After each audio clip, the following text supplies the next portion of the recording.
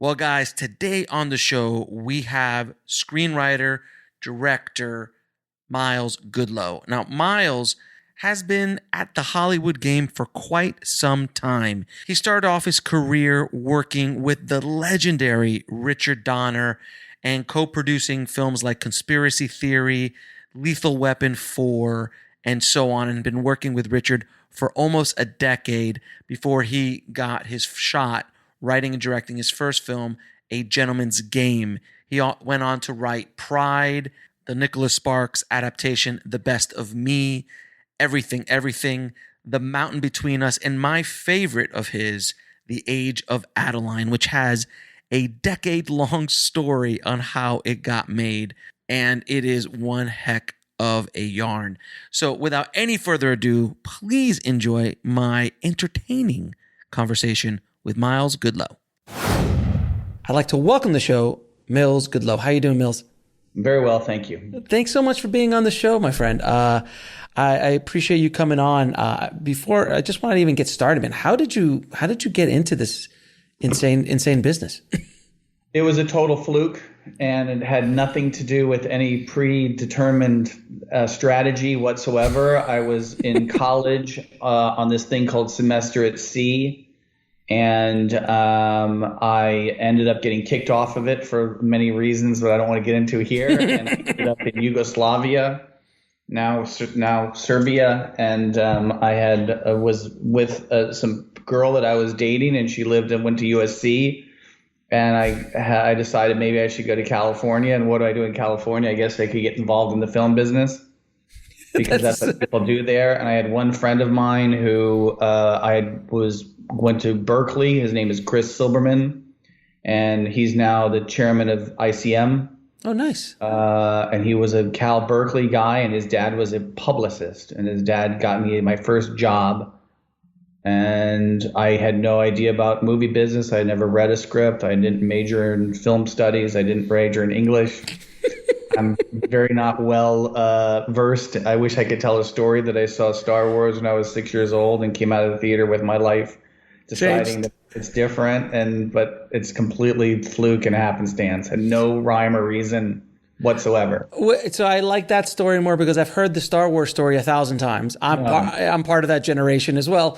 So this whole I just fell into it is probably infuriating to some people listening. Well, if I would have fallen for some girl that was living in Seattle in the 90s, I don't know, maybe I would have gone to Seattle and whatever they do in Seattle. But it was like coffee. You would have been in coffee. You would have been in coffee or Microsoft. Coffee. Yeah, exactly. I could have been on the ground floor of Starbucks, but as it was, it just happened to be the one guy that I knew that could get me a job was in the film business.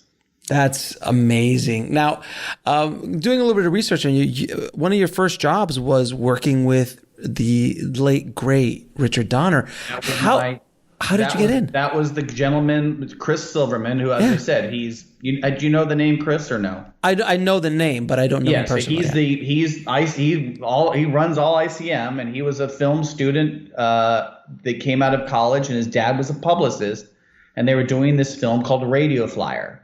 Mm-hmm. I remember Radio Flyer. Was directing that, and he was already he had finished it actually, and they were going to do some pickups on it. And I somehow found out that he needed an assistant, a driver, and through luck and circumstances, I ended up getting an interview with Dick Donner, and I did something really crazy in the interview, and I got the job basically being a gopher, third. But what did you do? But what did you do? But you have to ask, what did you do? What was that crazy thing? During the course of my interview with him, and like I said, I'm just out of college. I'd never been on a film set before. I'd never read a screenplay before. Right. I didn't know anything about anything. But in the course of the interview, Dick had mentioned part of the job is being very almost like an investigative reporter. It was all personal stuff for him. It wasn't anything related to films. And one of the things he said was, like this morning I was talking to someone in my office about, I read somewhere, this is pre-internet, by the way, mm-hmm. That you can, there's these devices which detect lightning. And he said, like I would just say, he was using this as an example of the job. So I'd say to someone, I'll say to someone on my staff, see if you can find out about that. We can use it for shooting. And he just used that as an example. And I had this epiphany that night. And the next morning, I woke up really early and I called some people I know on the East Coast. And then I wrote my obligatory thank you letter for the interview. Once again, pre-email. Mm-hmm. I wrote the obligatory thank you for it's a great opportunity. I'd love to be blah, blah, blah, you know, all the same normal stuff. And at the end, I said, by the way, if you're still looking for those devices that detect lightning, there are 3 companies that make them. And I listed the 3 companies and the price and their address. Done. And later he said, of all the guys I interviewed, you're the only one that actually paid attention and wanted to follow up with some throwaway comment I made in the meeting. So because he had brought up lightning detectors, I had had the foresight to be preemptively kind of go out there and give him an answer on a job that I didn't have. And I did that. And that later kind of turned into something that I did when I was trying to get writing jobs. Rather than doing your normal pitching, I'd go and write the first 20 pages and send it to a producer before I got hired. Really? So that was another thing you did. 15 pages. And that obviously that worked out okay for you. Well, it's, you know, if you're trying to hire someone to write a script for you and you meet with 6 people and it's a pitch situation and all of them are kind of having the same things, and you can make yourself a little bit different by like, hey, you don't have to hire me, but look, I just wrote the first 12 pages. I wrote the first 3 scenes. If you like them, then clearly, you know, I've got a grasp of material. That is absolutely the most ingenious approach. I mean, I've done this for a long time. I have never heard that approach. I've never heard that. It is so simple. Well, you also have to preemptively tell them, if you don't hire me, once again, I'm married to a lawyer. You have to say preemptively, if you don't hire me, that's fine. I'll sign a release. You can throw them away. But hey, this is, you know, I'll write the first 3 or 4 scenes for you, and you, if you like them, I mean, listen, if they hate them, they're not going to hire you, and I'm glad they didn't hire you in the first place because they won't like your writing. But if you, I mean, you've read, you and I have read thousands of scripts. I mean, sure. If you're a producer and you read the first 10 pages and you're like, yeah, that's kind of what we're looking for, you get the job. If you read 10 pages, then you're like, no, he's the wrong guy. And it takes me, let's say it takes you a week to write those 10 pages, you know, otherwise you're going to spend, you know, 2 months trying to get a job. Right. And it's the equivalent of like, oh, I'll just shoot the first 5 minutes of the movie yeah. It's a lot cheaper though. Yeah, or if you're an independent film director, right? Well, I mean, it's a lot cheaper also. And if you're going to try to direct a film, it is nice to say I'll shoot the 5 minutes, but then you're relying on actors. Oh no, it's much more complicated. Yeah, then you got to rely on cinematography. There's a lot of other stuff that you have to. But with writing, it's just you and 10 pages are the 10 pages. Yeah. You know, and it's only up to you. It's only how you're taking the material. And it's costing you time. And it's just costing you time. And it's just costing you time. But you know what? You waste so much time in this business anyways trying to get jobs. Right. And spend weeks and weeks meeting with people and trying to get through the 3 levels to get to the guy that actually can say yes to hiring you. Mm-hmm. It's always labor intensive. Tell me about it. So I'd rather do labor intensive work to like write 10 pages. And you also find that if you write those 10 pages, they're not going to come back and say, yeah, we kind of like you, but hey, can you write, you know, the last 10 pages? They're like, they never come back and say that. They're like, yeah, but what do you think about the second act or the third act? And it's like, no, they either get it or they don't get it. Right. So it's pretty. People ready to say you're going off the wrong track. You're not. I'm like, fine. Fair enough. So when you're working with Dick, I mean, Dick is such a legendary director. What was like the biggest lesson you pulled from working with him? Because I mean, you started off as a driver, but you eventually ended up producing and running Donner Productions. Yeah, he said if you can produce my personal life, you can produce my movies. That's great. And his personal life was much more and personal life meaning that he had 3 houses and he had all of this stuff that he's always tinkering. He's got cars, he's got houses. There's always things that he was about his personal life, and he had dogs, and you'd always kind of run his personal life. So the biggest thing by far I learned for him is anticipating what's going to happen around the corner. And you can also never tell him no. You can never say to him, like, I don't know. Like, I'll give you an example. This is just multiple I could give you so many examples of stuff that you do, but one of the things, let's say, is he would come on and he'd say, I have an idea that, my pool goes from 3 feet to 7 feet. Mm-hmm. But, I don't ever use the deep end. This is how his mind works. So why don't I get the pool so it'd be 3 feet, 3 feet, and in the middle it'd be 5 feet. So I can have two shallow ends of the pool. And you're like, okay. And then I go out and I talk to people and I meet with people and I come back and I give them a presentation about these are 3 companies that do it. This is the price. This is how long it takes.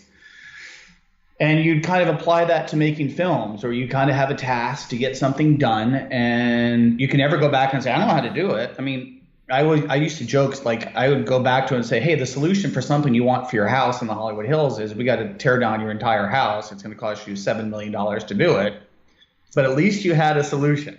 It's something. You cannot go back and say you can't do something. You're to process information and find solutions to problems. And that helped you with producing, because when you show up on a film set at 6 o'clock in the morning and you lose your location, right, you have to be rational and go to the director and say, okay, we lost our location. I've thought about it. I've anticipated there might be a problem. These are the 3 different solutions for us, right. A, B, and C. And he taught me to think like that. And he taught me not to freak out, not to panic. And in that situation, if you get to the film set, you need to have producers that aren't saying, oh, my God, you're not going to believe the worst thing happened. We showed up this morning and the building caught on fire and we have nowhere to shoot. I don't know what to do. Who are we going to call? You can't do that. So he really ingrained that through his own and, through the way that his mind works through all the different things that he would do. So he tried to train me to think that way. And he trained me to just be rational, to always be looking ahead, always anticipate contingencies, and basically, just always have a cool level head. And I had none of those skill sets when I started working for him. Now, I do have to ask, because I'm such a fan of Lethal Weapon, man. What was it like working on those? I know you worked on the last one for sure, right? I did the last one, and the very first job, first film set I had was Lethal Weapon 3. And I had never been on a film set before. Okay. Literally, I'd never been to California before.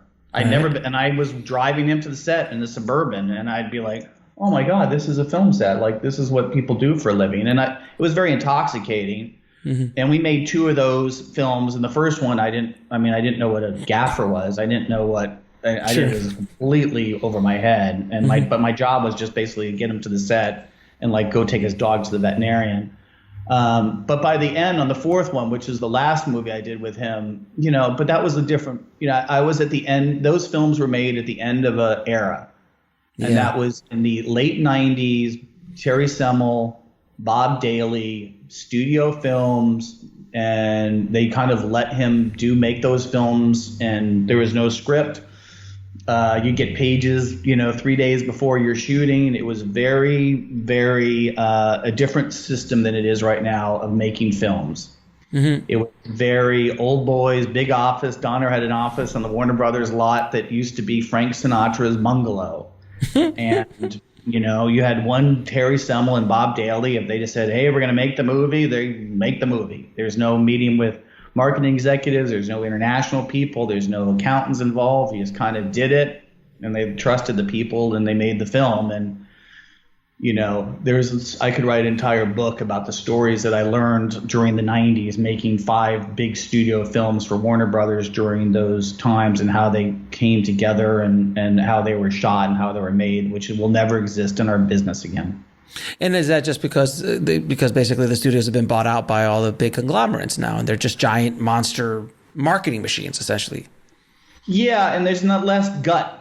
There's less guys that just say, hey, that's a good script, it's a gut to do it. I think there's so many other decision makers involved in it, as well as analytics. It's kind of like sports. If you watch baseball or football, it's turned into analytics, and it's taken some of the fun out of it. But I assure you, when they made those films, there were no analytics involved. Donner never saw budgets. We never really. No, there was no signing off on the budget. But he was a very responsible guy. He never went over budget or over schedule. But there was no tightening the screws on a budget. There was no CGI, and they we didn't have to like we can have writers rewrite scenes and never even send them to the studio to get approved. It sounds one ever called about the dailies. It sounds alone. It sounds like this is like a magical alternative universe. Well, it probably happened from the 60s until probably, what do you think, 2005, and then it all changed. Yeah, and then and I mean, I guess because a movie like Conspiracy Theory, there's no way a studio would make that today. I mean, it just and they didn't have Julia Roberts in that, and Joel Silver would pull stuff to put these movies together, and how they ever got made but no one ever. They kind of left them alone. I think I haven't been in the studio world in that as a producer in 20 years, but they really left him alone and didn't give him a hard time about anything. And wow, I'll tell you one quick story about making the movie Assassins, which was crazy. That was a Wachowski brothers script. Yeah, the Wachowskis. Yeah. Well, now the Wachowskis siblings. Okay. Yeah, siblings. But at that time, there were these two guys, and I had this office at Warner Brothers, and these two guys would walk behind my office every morning. They're trying to make Matrix, right? Right, yeah. Yeah, I remember. They have their book bags, and they walk back, and this is before the first Matrix came out. And they had this script called Assassins. And Joel Silver, for all of his foibles and all the things that are probably wrong with him, he's really great at busting down doors. So he had a script, and this will never happen again also. So he has a script on his own, and he goes to Sylvester Stallone. And he says, look at Sly. They're going to pay you $7 million to do this. Here's a script. Donner's going to direct it, and the studio wants to make this film with you. And Sly would read the script. He says, okay, great. Now, the studio had not read the script, and Donner had not read the script. Okay. Smart. But he doesn't know that day. He just knows that here they want. So he told him the Warners Bob and Terry want to make it, and Donner's going to do it, and they're going to pay you this amount of money. No one is this. Then he goes to Donner. He says, guess what? I got Sly on. He wants to do the film with you, and Warner Brothers is going to pay you $5 million to direct the movie. But it's all ready to go. It's just read the script. If you like it, it's ready to go. Then Dick reads like, oh, Sly wants to do it. Okay. And the script's pretty good. And it's these guys are really hot because they did this movie Bound, and they're going to do Matrix. And all right, maybe I'll do it. Then he goes to Bob and Terry and says, God, great news, guys. I got Donner. I got Sly. All you got to do is pay him, pay Sly $7, pay Donner $5. Here's the script. Let's go make the movie. So basically, he had a producer that completely packaged and put together the movie and negotiated their deals without the other two parties knowing about it.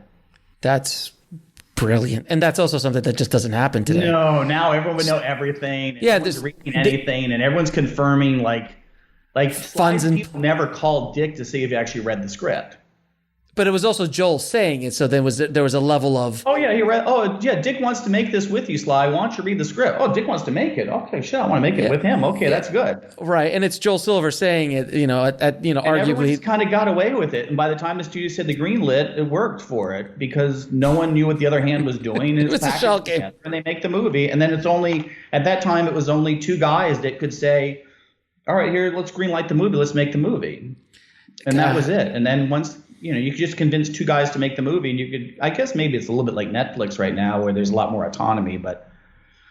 And the last thing I'll tell you, which is really crazy about those days, is I'll tell you who's in the office. So I was in the office, and I was Donner. I got bumped up to kind of be an executive with him, and I hired a guy, this kid from Michigan State, named Jeff Johns, to be my assistant. Now, Jeff Johns, do you know who he is? I don't. He ended up running DC Films. He was the head content officer for DC Films for Warner. So all of the Batmans and everything, all that stuff. Now he's the main DC guy now. Across the way in Lauren's office, Dick and Lauren obviously were married. There's a little guy in the front desk named Kevin Feige. I was about to say it was Kevin, wasn't it? Kevin had a desk that was about half the size of mine in my office right now, and he didn't even have his own office. And he was Lauren's second assistant. Lauren's first assistant was Scott Stuber. And that name sounds familiar. Scott Stuber now runs all of Netflix. Oh, there you go. That's why. Stuber he was a head of production at Universal, and now at Netflix he's he has the green light. He's been there for maybe 8 or 9 years to green light everything like that. So between Stuber, Jeff Johns. We'll be right back after a word from our sponsor. And now back to the show. And Kevin Feige, I was by far the most underachieving of that group. That's a heck of a story. At the time, I literally would be like Kevin Feige and I would go take their cars to this car wash on Lancashire on Bank, and I would take Donner's Suburban, and he would take Lauren's BMW, the 7 Series old school BMW, and we'd go twice a week, and sit and watch the car get made, the car wash. Mm-hmm. That was and detailed, of course. Detailed once a month. We had a schedule for that, but that was how we started out. Oh wait, you mean not the old school car wash right by Warner's? Yeah, that's yes. It. That's it's exactly where I lived. I lived down the street from there. Kevin Feige and I would sit there and Stuber, we'd go take turns. We'd take their cars to get washed, and that was part of our mornings. That's amazing. That's an amazing story. Now, all right, so it was a fun era. It was the last gasp of a dying system. Yeah, a system that unfortunately died. But it was a really fun time, and then it all went to shit. And Donner was off the lot. Joel was off the lot. You can't pull that stuff anymore, and it kind of got all screwed up after that. Yeah. I mean, all we keep doing is remaking stuff. It's so hard to find original IP now because there's just so much money and so much. It's corporate. Everything's corporate. Yeah. And the funny thing is that everything they're remaking is because of a system that allowed that kind of creativity to flourish. You know, so in the 80s and the 90s, there was can you imagine a Lethal Weapon today? No way. There's just no way a Lethal Weapon or conspiracy theories or an Assassins or any of those kind of great Donner flicks inside of a studio system. Well, it did the Goonies, I mean. Can you imagine the Goonies at a studio? I'm shocked the Goonies hasn't. I mean, that's, when they're remaking Planes, Trains, and Automobiles, that's when I start to really lose my mind, but. They can't make. I mean, you can't remake Goonies. They are Kevin Hart and. Oh no! What with Planes, Trains? Yeah, I know. They're certain because now they're starting to run out of stuff. They can't just. I mean, there's only so many movies that were made in the 80s and 90s. I'll make it another time. The best line that I heard though that I've always remembered. I'm sure you've heard it as well. Is Steven Soderbergh said something really smart, and he said, rather than making successful films, they should go back and remake really great ideas that turned films that weren't turned out very well.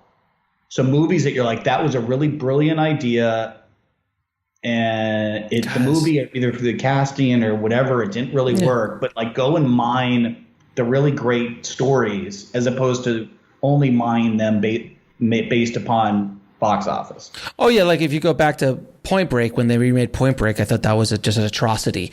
And and the thing is like you can't that lightning in a bottle was then. It was Bigelow, it was Swayze, it was Reeves. It was that moment in time. Yeah. You can't bring that into this world, but you could bring something that didn't maybe pop properly in that era. And then because no one will have any emotional attachment to those stories. That was a great idea. Right. Look, I read this week they're remaking Roadhouse. Yeah, I just read that too with Jake Gyllenhaal. Now, what about Roadhouse was a great idea? It's Patrick Swayze. It's the only thing that made that movie. That's that brilliant about the idea of Roadhouse. No, it's a bouncer and it's Harley Davis and the Marlboro Man. That's what they should make next. Oh God, yes. Oh God, that would be amazing. But yeah, you look at something like Roadhouse and you're just like, well, it's a bouncer and there's it's not a really great idea, but also at the time it came out, because I was working at the video store at the time in high school when that came out, so I'm very familiar with it. So I love that movie. It was that moment in time, that thing that was Patrick. It was that moment. It was, you can't bring that out. Like you can make something else that's kind of something like it, but it's not that. You can't redo it. You can't, because the only nostalgia would be is for people of our generation, right? That film, and they're not going to. They'll be predisposed not to like it. No one's ever going to come out and say, that Point Break was so much better than the original one, or that Roadhouse. Nostalgia for people who have an affinity for the original film, who are not going to like the remake, and anyone that's younger than that Doesn't care. Will have no idea what the film is. The scary thing is, a few years ago, I was a writer, one of two writers on Mountain Between Us. Mm-hmm. And I was talking to, I've got two young children, but I had babysitters who were 18, and I was telling them, 18, 19 years old, and I was telling them about Kate Winslet being in the film, and they had not seen Titanic. And you realize, wait a second, they're born in, 2000. Right. 1990. When was Titanic? 97. Yeah. 97. So you think that our references are very iconic references because you're like, oh yeah, it's the girl that was in Titanic. But if you're born after that movie came out, you're not going back to rewatch Titanic because your upbringing has been social media, YouTube videos, TikToks, and so forth. So you're not going back I'm going to think about Netflix. I'm going to go back and start looking at really popular films in the 90s. So they had no idea about Titanic. My daughters who are 9, they just saw Titanic, and it's probably because you asked you. Oh, I know because one of my daughters is obsessed with Titanic, and the actual event, not the movie. And I showed it to them, and they were like, "Oh, I've seen Jack before." And now they don't know it's Leonardo DiCaprio. It's Jack. So anytime a trailer pops up, like, oh, it's Jack, yeah. And then that's Rose. Like they don't see them as, they just see them as those. But it was only because of us poking them to go into those, like, hey, you got to watch Star Wars, or hey, you got to watch this movie or that movie from the 80s. They can watch Star Wars now because they can go and you can get them caught up on Star Wars But you look at Roadhouse. A 17-year-old, a 20-something-year-old kid right now is going to see Roadhouse. They're going to say, I have no idea what Roadhouse is. I've never seen the film. And then the people that they actually are tending for that film to attract, which is people like you and I, we're not going to like it. I mean, the only reason I would even remotely even consider it is because I'm a huge fan of Jake Gyllenhaal. And I'd be curious out of almost a morbid curiosity to see what he does with it because he's such a fantastic actor. Yes. But it's not, I'm not going because of Roadhouse. I'm going because of Jake Gyllenhaal. Yeah, exactly. And it's just weird. They make it, if P.T. Anderson makes the movie. Well, then I'm gonna first. I want to. They're just gonna get a normal off the conveyor belt director to kind of do a straight, Can you imagine? Or you do like 21 Jump Street, right? Oh yeah, which you completely turn it on its head and that's a completely reinvention of it. Yes. And, I don't think this is going to be Point Break was not a reinvention of it. No, not so much. Not so much. Now, going back a little bit, so you obviously got your start as a producer. How did you jump from producer to writer and writer-director? You know what? I wanted to always direct because of Donner, and I realized that it's really hard to be a director without learning how to write. So I did it to direct films, and I directed a film that was not terribly successful financially, but it kind of forced me to be a writer. Then I wrote a second script to direct my second film, and that was basically kind of a lot of Magnolia is kind of a film called August and Everything After. Mm-hmm. But I was only writing to direct films, and then that film, the second one, didn't get made, even though I got really close with Michelle Pfeiffer and Annette Bening and crazy stories about that one. And then basically I ran out of money. So you had to start writing. So I realized if I want to be an independent director, I got to make some money. So I better start writing for other people. That was it was kind of a backwards way of doing it. I'll try to make my own films. I had an agent at UTA because they really liked the script that I wanted to direct. Mm-hmm. And then I spent a year and a half trying to make that movie, and I couldn't make it. And then I said, I'm literally broke. I need to make an income. Maybe if someone would be stupid enough to hire me to write something and pay me to write a script, maybe I can get money that way.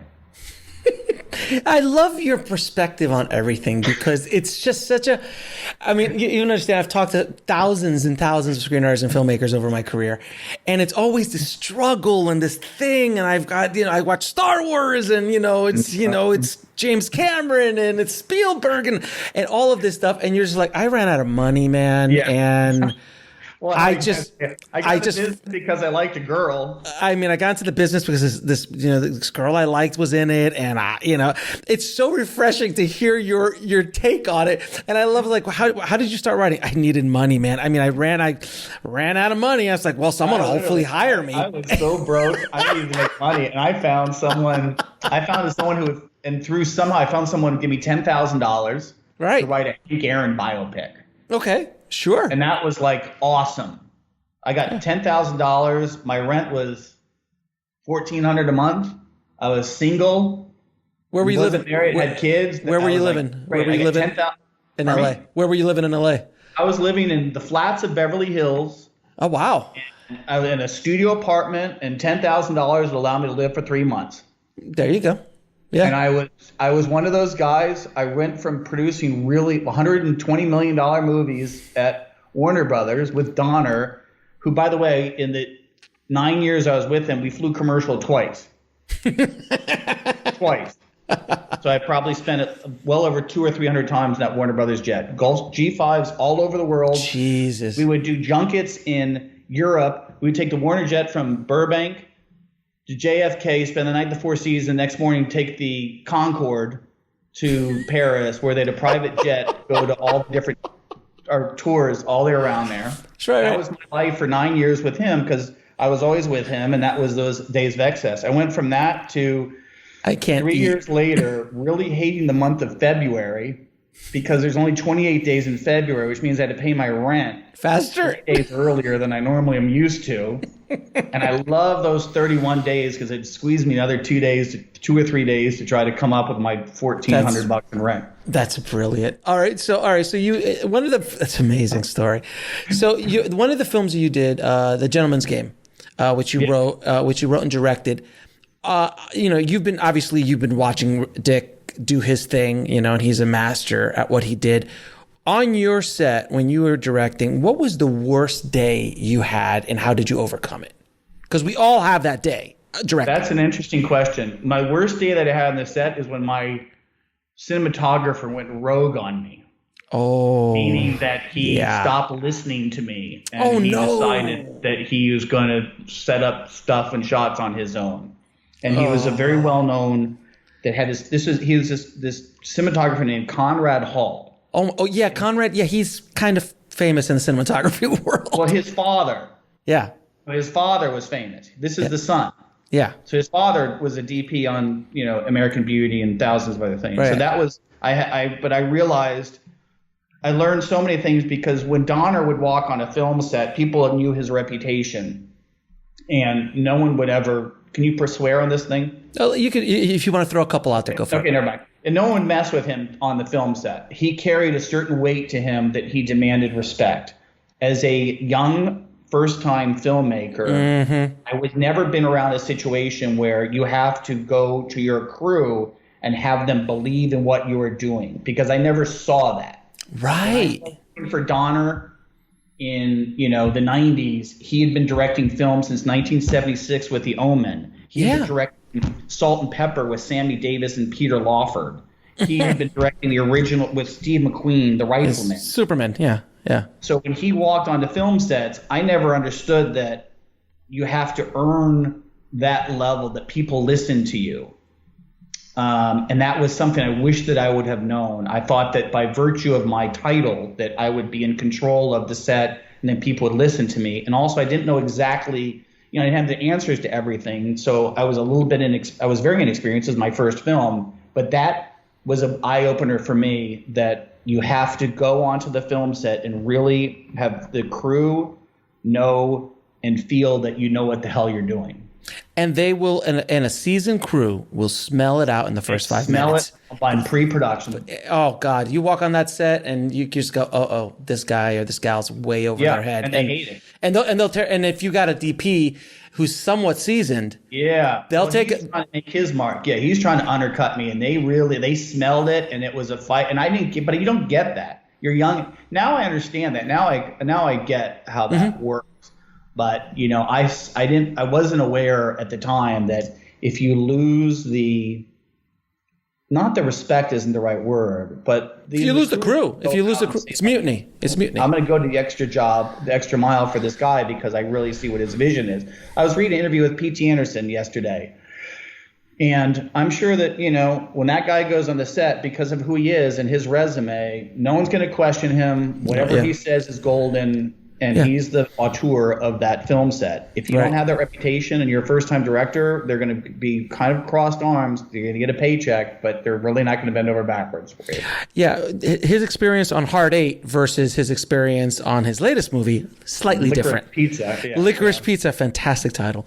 It's a little bit different because he got railroaded on Hard Eight. But that's because it was first. He had a terrible experience on that. Terrible experience on Hard Eight, and he hated the producers. He hated the studio. He hated everything. Yeah. And he's like, I'll never do it again. And then that's when he got Boogie Nights. He finally, he said, I'll only do it, but you got to leave me alone. And that's the first time he got a little bit of freedom, just a bit. Yeah. Yeah. Now, you also adapted a film for a book by Nicholas Sparks. How do you approach adaptation? Because you've done it a couple times, a few times in your life. Fortunately, with Nicholas Sparks on that particular film, it was very easy because he had made so many films during that time, and he was really amenable to having you change things. Okay. He was not, and I had done a couple things also with John Grisham. Both those guys were really good at understanding it's a different medium and that they are going to be very loose with their material. So the first thing right off the bat, I had a source material that no one was holding as scripture in terms of what you could do with. And there was also a certain, I hate to use this word, but there's a certain formula in how those films were made. And the producer that I worked with had made 2 other films with him. So you kind of go in there into a machinery that you know kind of what it is. And that film, they were making a lot of those films those days. It was Michelle Moynihan. It did okay. There's some things I would have done better, but it was an interesting experience.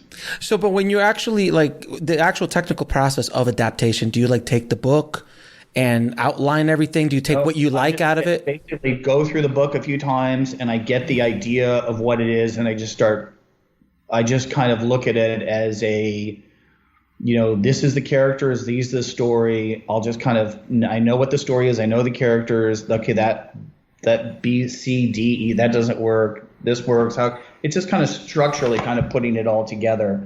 And that was more important on Mountain Between Us, because Mountain Between Us is probably a better example for an adaptation, because that originally was a 400 and some odd page Christian fiction book. And that was going there and saying, okay, I know what the story, here's the story, but there's, how much stuff got thrown out of that adaptation. It's really mainly a job of figuring out how much do I need to get rid of, how much things can I condense, and how can I kind of streamline the narrative and come up with a narrative. But I look at it as just kind of like a little thing that I can refer to as you're going through the script but unfortunately, this is the biggest problem that you have, is you wish that in source material you could take more dialogue.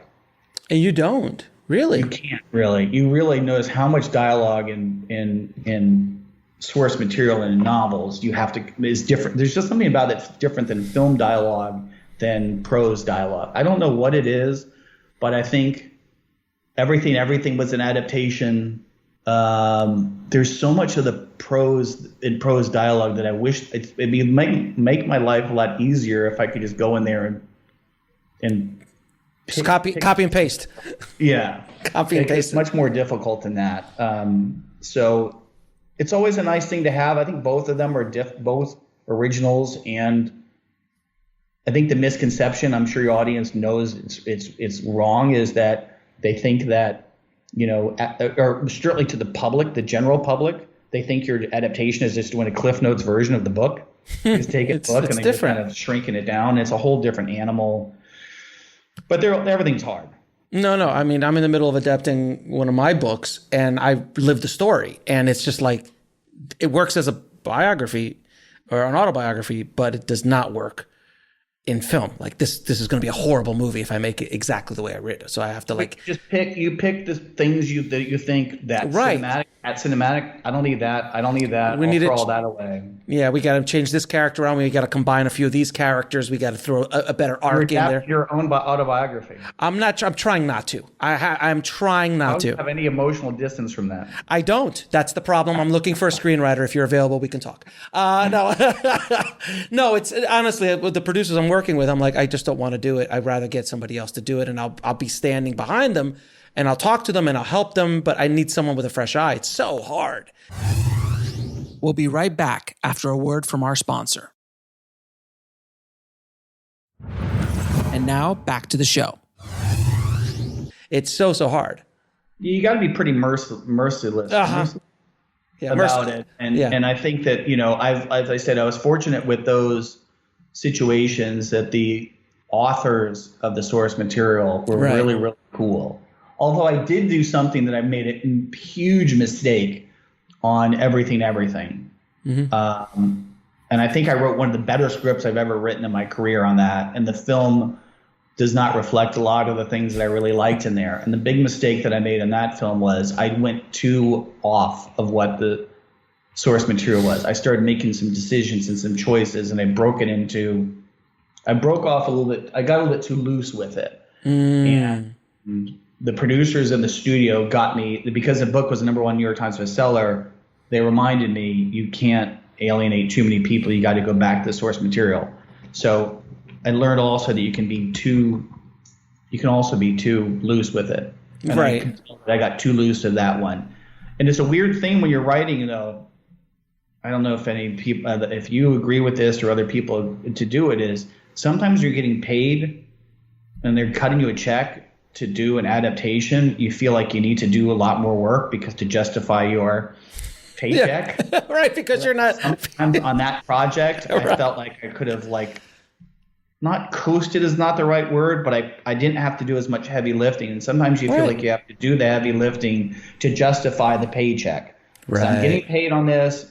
I have to change things. I have to reimagine a lot of things. I have to kind of open up the world. And sometimes you can open up too much, and instead of saying, you know what, they paid you just to be a little more faithful.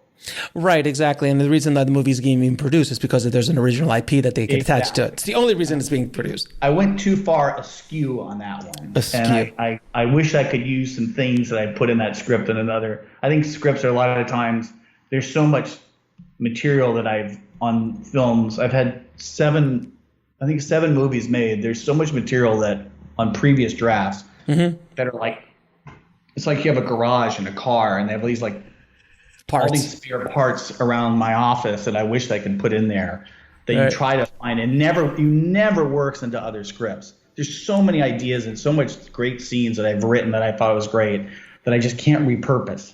Right, yeah, I've had that problem too. It's you're oh, it's so good here, but I can't. So good, and I know I'll find it. I can find that's such a great idea. I'll find it in another movie, and then you never find it in another movie. It just sits there, and you just get so frustrated because there are some really good ideas in there. On that movie, Everything, the character that Nick Robinson played in there. Mm-hmm. I had this whole thread that had a barcode tattoo. Okay, it didn't exist in the novel. Right. I thought this was such a clever idea. And he falls in love with the girl. And one day when they're together, she asks him about his they're in Hawaii after she runs away. Mm-hmm. She asked him about his barcode. And he said that when he was 13, I had this whole story. He had slipped off somewhere to a tattoo artist because it was the date of his 18th birthday when he'd be emancipated from his parents. And that's what the barcode represents. When he was 13, someday when I'm 18, this pain that I'm going through with my parents, I can always look at the tattoo because the tattoo, the barcode represents whatever the date is, 27 whatever is my answer.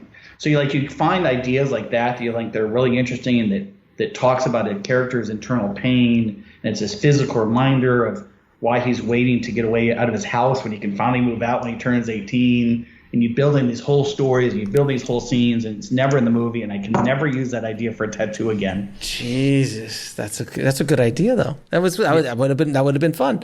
Yeah. Now, it's cool that a kid is like, my parents suck, my dad's an a-hole. When I turn 18, I can get out of here. And I'm going to force myself to brand myself to basically say, on this date, when I turn 18, I'm out of here. That's awesome. Now, there's another film you did, The Age of Adeline. Yes. I absolutely love that film. I loved it. That's my favorite movie. That's of all that I've done. That's by far the most favorite thing, and the thing I can't complain about. Now, I loved it, and my wife and I watched it, and we were just like, this is How old are your kids? 9. They're around 9. Yeah. You'll be young for that. Yeah, their kids aren't going to watch Age of Adeline just yet. Can you tell me the story behind it? Because is there a little bit of know the true story of this one? I've heard through the grapevine that there might be a little bit of an interesting story behind this. Yeah, this is a crazy one. There's a producer, unfortunately, he's no longer with us, but a great man named Steve Golan, and he started Anonymous Content. And of course. He won an Academy Award for Babel and for Birdman, and he was a really, really great producer. And I had written this script called August and Everything After, which never got into production, but it got people to, as I said, I was able to get an agent, and I was trying to direct that film, and I had a meeting with him, and I go to Culver City, and I sit down with Steve, and he's like, look, I love your script. It's a great script. I'm doing this movie, Eternal Sunshine of a Spotless Mind, right now. And it's a total pain in the ass. And your thing is just too independent. It's good, but it's hard. It's independent. Because the script was kind of like Magnolia. It was like this kind of big, sweeping, independent, interconnected lives. It kind of later turned out to be kind of a Crash kind of a thing, but Crash hadn't come out by then. But basically what he said was, I'm doing Eternal Sunshine of a Spotless Mind. It was another great script, great Charlie. You're not Charlie Kaufman, but you're kind of like trying to do some interesting things with your writing. I just don't want to do it. And he said at the same time, because he's shooting 2 films simultaneously, he's also doing 50 First Dates with Adam Sandler and Drew Barrymore. Both. Imagine the sides of the spectrum. 2 things he's shooting simultaneously. And he said, you know what? So I'm just it's just too hard. Mills, it's too hard.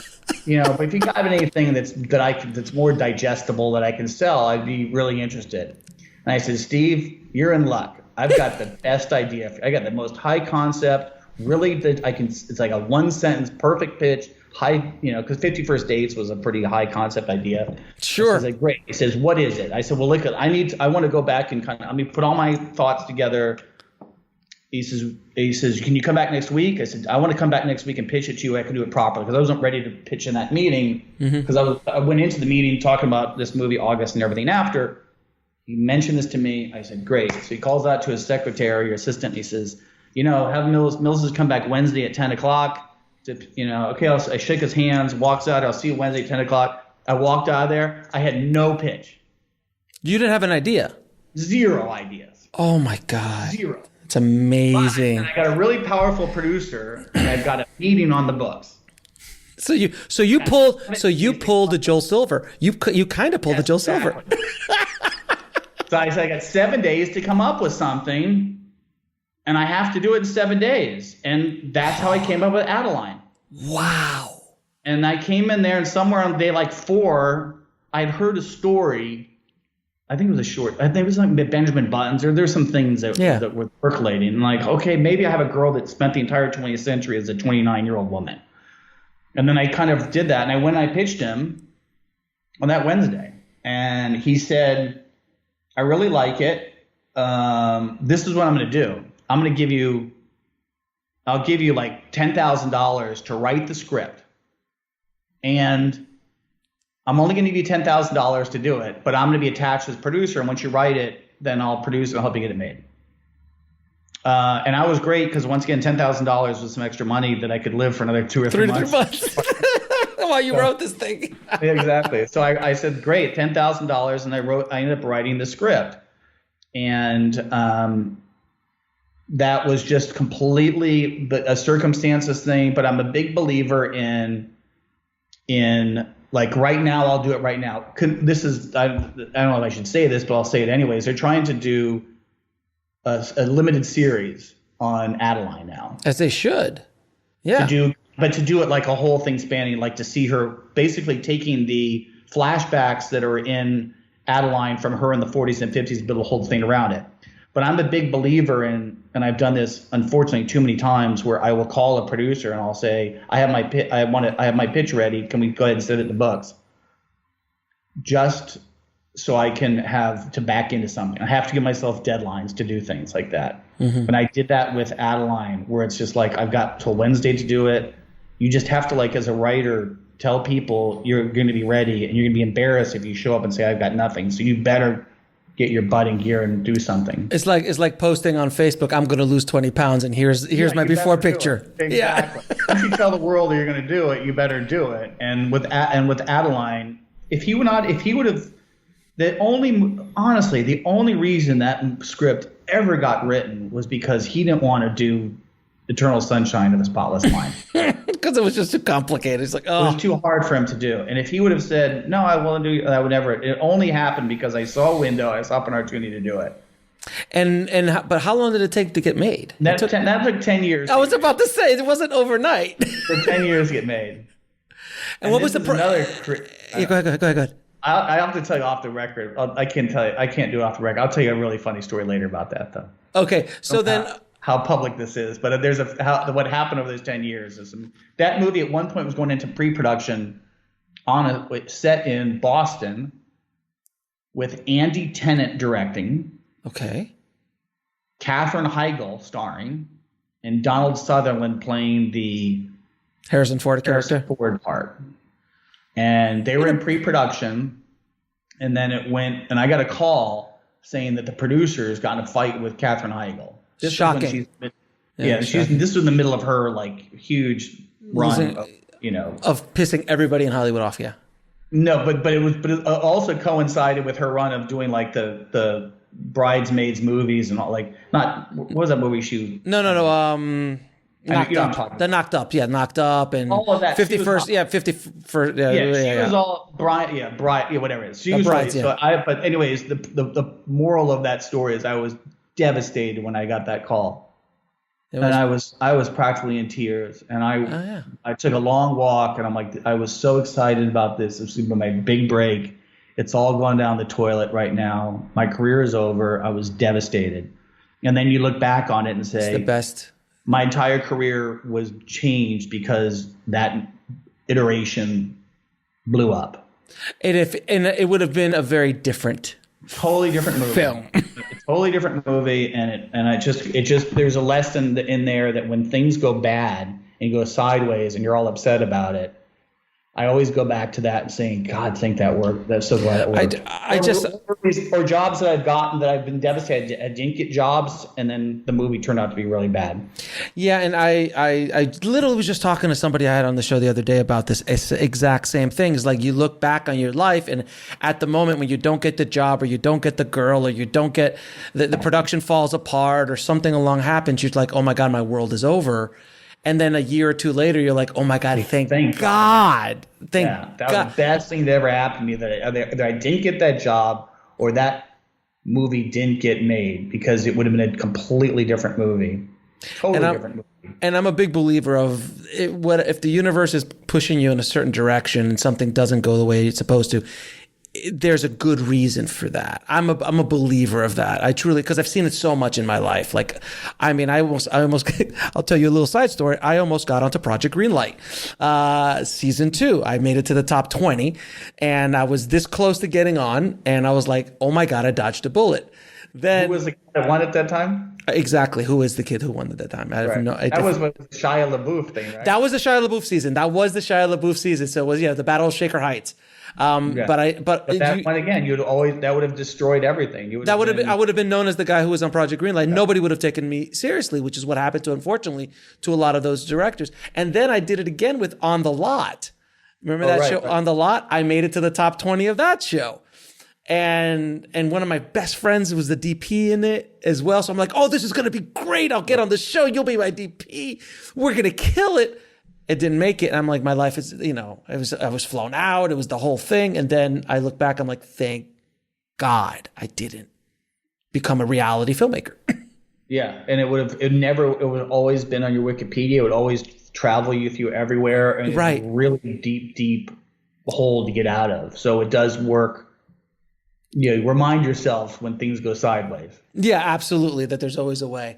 I have to ask you, when you start writing, do you start with plot or character? I don't know. I don't know. Okay, so do you listen, Mills? Are you telling me that you just like sit down and you're like, I'm just going to just start writing and something will come up? I have a strange system that I do, and that I never write anything in screenplay form. Okay, so how do you write then? I write I get a Word document.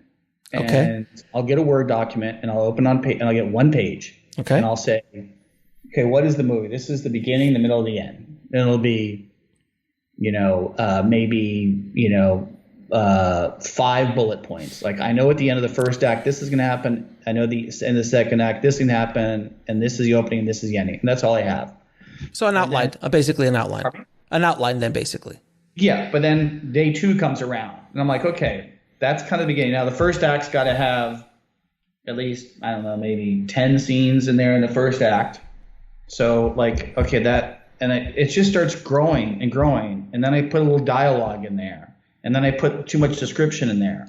And then it grows and it grows and it grows until about 3 months later, I've got a 50-page document that's still in Word form that's just kind of building it out. And only in the last day before I turned it in do I then turn it into screenplay. And I equate it to something that's very, I don't know if anyone ever does this, but I equate it to if you're a painter and you have 2 canvases. If I have a oil and or acrylic, and I've got a paintbrush, and I'm going to the actual canvas to start to do something, it feels like I'm really making a piece of art. Mm-hmm. If I have a second canvas over here and I've got a pencil and a pen and just kind of playing around with I could put a sun here, I could kind of do that. Oh, okay. I 3 months doing that, it frees you up mentally. So I never had to believe I'm like, fade in, page 1, interior, office, daytime, and then you're looking at something that's very structured in a very weird format. But if you just kind of let your mind free, just like the beginning, middle, the end. So I do that in a very elaborate, and I've done that to every script I've ever written. And that's the only way that I think, and I get really specific about I think the interior, exterior just screws me up. And I tell you what, I do the exact same thing, but with my books. So when I write books, I do the same thing. I never get into the actual document that will become the book until chapter 1. It's never. No, I build all that out, and I build note cards within each of those chapters. I use Shriver. So it's just kind of go in there and I just kind of organize it all. And then when I feel that it's all kind of written there, then I'll start copying and pasting into a chapter 1. And then I'll keep going. Chapter 2. And you can also put a lot more stuff, and also put as much stuff you want in there. Right. Put in. Right. I edit there too. Add your note card. I'll put in 50 note cards, 100. I can add everything, and then at some point I'll just start cutting some of those things out and kind of shaving it down. But it feels like it's much more of a playful way of writing, and it just puts the pressure off of you. I think when you're starting a script and you're on page 3 and it's description or something, and the description should only be 3 lines. In screenplays it should be 3, maybe 4 lines the most. And you're writing small. You're writing tiny like this. Whereas if you have some big, huge piece of paper and you're like, it never comes into play. Let's say, I'm writing a scene, an interior restaurant scene. You're like, interior restaurant. There's this person, there's a music, there's 7 waiters, this is what's dressing, it's raining outside.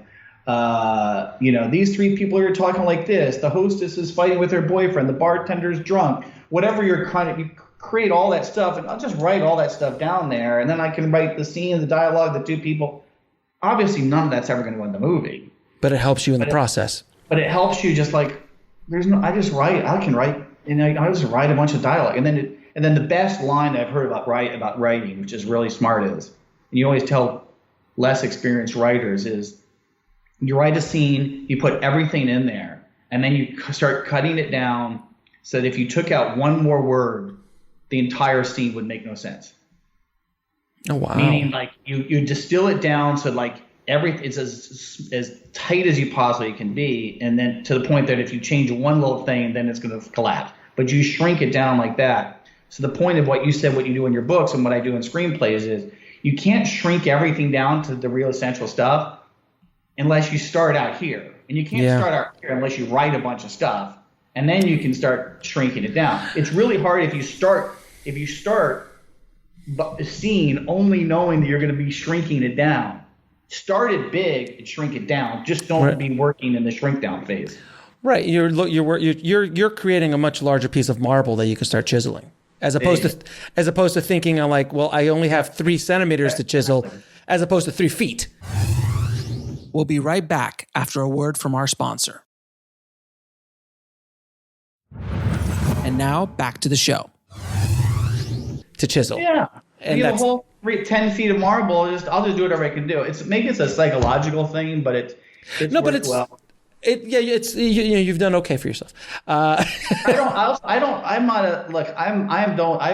I've never taken a film school class. I'm really not. I just do it all instinctually. Yeah. I'm not terribly well read. I don't really have a great film history, but just instinctually, that's kind of a process that's worked for me. And I just get comfortable with it, and it just feels freeing because I never want to think about what I do too much. I think that's really important as a writer as well, and I'm sure you might understand this as well. If you really think about how you make your living or how you make scripts, it's very, very scary because it's so subjective. It's all in your head. Yeah. And it's really frightening. So if you just kind of play around with it and don't really take it too seriously, then you're going to be better off. Preach, my friend, preach. Because I don't know if you've had this experience, but there's sometimes writers they go up their own butt sometimes, and they're a little too in their own head, and then you're lost. When you get into that mind space, you can't create. It's very, very difficult. It's scary. If you really think about it, it's really, really scary. And I have a family, and I've got a wife, and if you're like, my whole living is based upon the stuff that I think is right. It's kind of like if it's the same thing making music. I mean, once your whole living is based on being a songwriter, and the whole idea of being a songwriter is to say, that note sounds right, that song sounds good. Well, there's no empirical objective measure to it. It's a very subjective thing. Well, how I would freak out if I'm like, my whole career, my whole supporting my family is based upon a song that I think is good or bad, or dialogue that's good or bad, or a scene or writing. It's a really scary proposition to base a career upon. With that said, since we're leaving it on an up note, let me ask you a few questions I asked. By the way, everything he said is absolutely true. And I say this constantly. This is a ridiculous business. It's insanity what we do. And if you start to truly break down what we do as a business, it's not a business. It really isn't. Like a business is, and Coppola said it the best. He's like, I was in the film business for a long time. That's not a business. You know what's a real business? Wine. Wine is, at the end of the day, you stomp some grapes, you put it in a bottle, you market it, sell it, repeat. That's a business. Right. You never, and it's like, does the wine taste good? Done. There's no question. It's going to get sold because it's alcohol. As opposed to a script or a movie, you could have the best filmmakers of all time who've made some doozies in their career. There's very few. I mean, the only one I've always said that has always hit a home run every time is Cameron. He's really never had a flop, really. But he's my neighbor, by the way. Is Jim? Tell Jim I said hi. Tell him, can you get the avatars? Enough with the avatar. Can you please? But other than that. I'll tell you off the air. I'll tell you though. I'll tell you his house in a minute. It's crazy. All right, house, it's like Fort Knox over there. No, I've heard. I have some friends who've worked with him, so I know a little bit about the house. That place is like he has a whole cul-de-sac here. If you like enter his cul-de-sac, you feel like all you see is Terminator. Yeah, that's like DMZ. I mean, it's like East Berlin, like Berlin Wall there. It's like there's. Why he's got his own fire department here. Oh no, I know. Yeah, the fire department. Oh yeah, the Navy SEAls that are on. Secret Service guy. I'm scared to go down that stage. We will talk off air. Now I'm going to ask you a few questions. I ask all of my guests. What advice would you give a screenwriter trying to break into the business today, or filmmaker? God, that's a hard question to say. I think the best thing to do, if I was to start out fresh right now doing it, I would be writing and directing. I'd be writing small things that I can get made. The advantage of the business right now is when I first started out, there were very small distribution channels. I mean, now there's so many distribution channels and so many ways to do the film. I would say to show off your writing, try to find something that you could write on a very, very small budget, maybe $1 million or less than $1 million or 100,000 or 50,000, whatever it's going to be. Mm-hmm. Write something that you can get made that can be shot and use that as a calling card, because people are more inclined to see a finished product that you wrote than a screenplay. And mm-hmm. you might have 5 great screenplays. It's really hard to get. No one has 5 greats, but maybe one has one good screenplay that they have written. It's really hard to get people to write that screenplay, to read that screenplay, and to pay attention to it. Right. But it's very easy to shoot, or pretty easy to shoot something and to get a final piece of product into their hand to say, hey, can you watch my movie? And if you can make a film, you can watch a film, you can get that first thing that people can notice your talent or your abilities. I don't think you can do it well from a script. I don't remember the last time that people said, oh, I know the blacklist is a big thing right now, but that's been co-opted, I think, in certain ways. But I think if you can have a finished product, you can be a lot more successful. What is the lesson that took you the longest to learn, whether in the film business or in life? Wow. Just whatever comes to mind right now. The biggest line I learned about screenwriting is, that's tough. Damn it. I just keep slugging away at it. I think you just keep trying to go away with it. Don't take it too seriously. Don't put too much pressure on yourself. And certainly, can you ask a more specific question? Okay. How about 3 screenplays that everyone should read? You're going to hate me. Go ahead. What is it? You have never read a screenplay. No, what? I don't really read. All right, so 3 of your favorite films of all time. Jerry Maguire. Great screenplay. Jerry Maguire is one of my favorite things. I love a lot of P.T. Anderson stuff, but Jerry Maguire is something, actually, a screenplay that I have read, which also breaks every rule of screenwriting you ever can imagine. And that's another example, Alex, of the film that if you try to make Jerry Maguire today, it would be devoured by studio notes, because you're saying, God. The movie opens up with voiceover, which never comes back in the rest of the film. Tom Cruise plays Jerry Maguire. He marries Dorothy Boyd. They break up at the end of the second movie. Do you know why? Do you remember the film, why they broke up? I Found a Man. Do you remember what it is? I forgot. God, what is this? I don't remember a specific reason. I've seen the movie 1,000 times. What was the specific reason they broke up? She says to him, I'm so lucky. I found a man who really loves my son and really likes me a lot. What a great line. Oh, what a great line. And she breaks up with him basically because he just isn't into her that much. Or at least he hasn't shown that. He hasn't shown it. And then after the Rod Tidwell thing, he shows up at the house, he had me hello. He says, I do love you and I want to be with you. But there is no precipitating, or whatever the word is, there's no incident that happens which causes them to break up.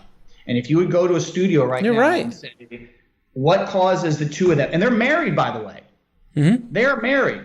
Yeah, they are. To break up. Well, they're married. He's working a lot. He likes her. He's not cheating on her. He really loves her son. He's just not into her that much. How can you possibly get through that? And I think those are those are the things that I find inspiring about any script is the ones that kind of get away with stuff that aren't notes. The best example of that is The Blind Side, meaning that somehow John Hancock got away of making a film, The Blind Side, that also breaks every rule in there, because I ask you, what is her arc in that movie? And I had John on the show and I asked him about that, and I think it had a lot to do because he had the 800-pound gorilla in the room, which was Sandy. And she protected the project a bit. And you need that. Does she have a bad relationship with her husband? No. Is our kids fine? Yeah. Is she rich and wealthy in the beginning? Yeah. Yeah. At the end? Yeah. If you would filter that through a studio notes, Yeah, I know. Give her a problem they would give her an obstacle to overcome. She has no obstacles in that film. Anyways, if you look at those things, whether it be The Blind Side or Jerry Maguire, that if you really empirically or dispassionately look at it, how many things would be noted to death on that by development people that would say, there's no reason for Renee Zellweger to break up with him. Make him more dramatic. Maybe he should get caught with another girl. Maybe he should be. Yeah, but it would have been so formulaic if they did that. It would have been. Thing for me, my other favorite movie is Lost in Translation. Yeah. Lost in Translation is a great film. It is. And you know what? This is another crazy thing, Alex. They're both married in the movie. Right. Yeah. I'm going to make a movie about two married people who are not married to each other. Right. One of them is much, much younger than them. Mm-hmm. They don't consummate that relationship. We don't see the last line of dialogue that they have.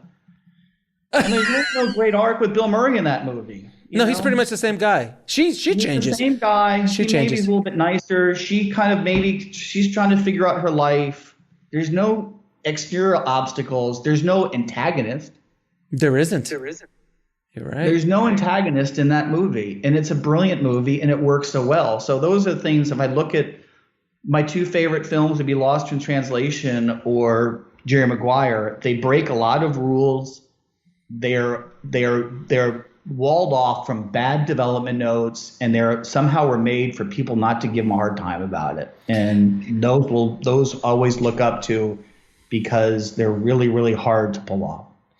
Mills, it has been a pleasure talking to you, my friend. Thank you so much for coming on the show. I hope everyone is off. I hope everyone's off the ledge, because there were some moments on the show like, this is tough. I saw Star Wars and I watched that at the movie theater, and my eyes were. I said, "That's what I need to do for the rest from of now my on." life. So all these interviews. I saw my future. But thank you, my friend. I appreciate everything you do. Thank you so much. I really enjoyed it, and you've got a wonderful show. And I want to read your book now.